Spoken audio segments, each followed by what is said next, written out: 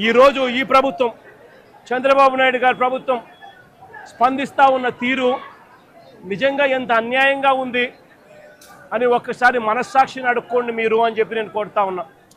ఈ ప్రభుత్వాన్ని గట్టిగా డిమాండ్ చేస్తూ ఉన్నాం. వాళ్ళకి రావాల్సింది వాళ్ళకి ఇప్పించడంలో నీ గొప్పతనం ఏమీ లేదయ్యా.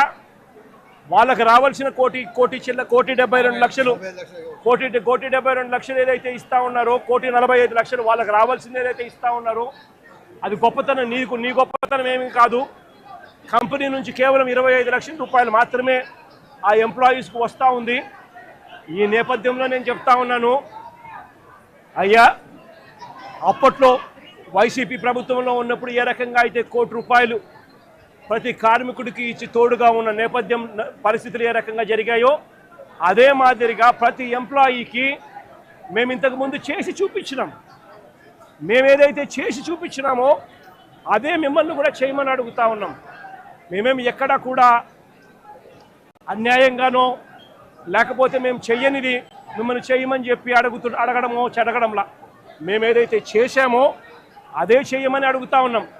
వెంటనే వాళ్లకు ఈ 1,45,00,000 అదనంగా వాళ్ళకి ఏదైతే వస్తూ ఉన్నదో దాంట్లో నీ ప్రమేయం ఏదైతే లేదో వాళ్ళకు సంబంధించిన group insurance, provident fund, gratuity, risk insurance ఈ రూపేణ వాళ్ళకు వస్తూ ఉన్న 1,45,00,000 ఏదైతే వస్తూ ఉందో దానికి అదనంగా మరో ₹1,00,00,000 ఖచ్చితంగా వాళ్ళకి ఇవ్వాలి. వాళ్ళ కుటుంబ సభ్యులకు కూడా అదే మాదిరిగా ఉద్యోగాలు కూడా వెంటనే ఇవ్వాలని కూడా కోరుతా ఉన్నాం. అదే మాదిరిగా నా పక్కన చెల్లి భాగ్యం ఇక్కడే ఉంది. వాళ్ళ కుటుంబం కూడా ఇదే మాదిరిగానే సంవత్సరం 14 నెలల కిందట 14 వాళ్ళ భార్య ఇక్కడే ఉంది.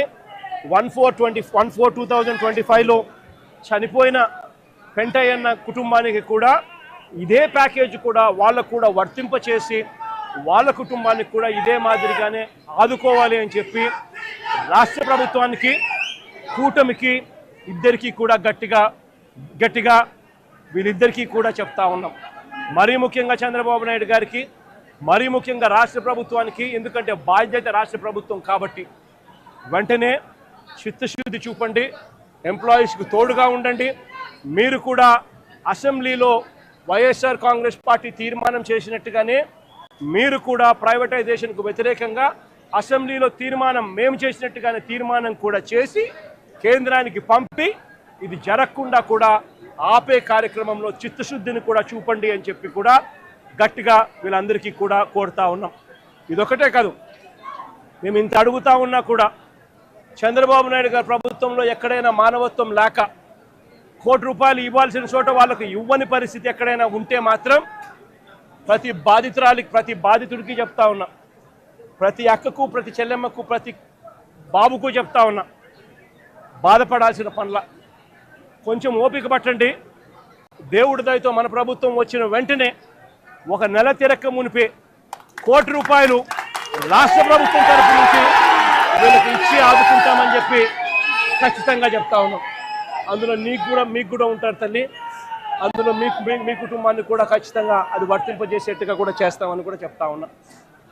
కాబట్టి అందరం కూడా మానవత్వం చూపాలి అని చెప్పి, మానవత్వం చూపుతూ ఆదుకోవాలని చెప్పి ఈ రాష్ట్ర ప్రభుత్వాన్ని గట్టిగా కోరుతా ఉన్నాం.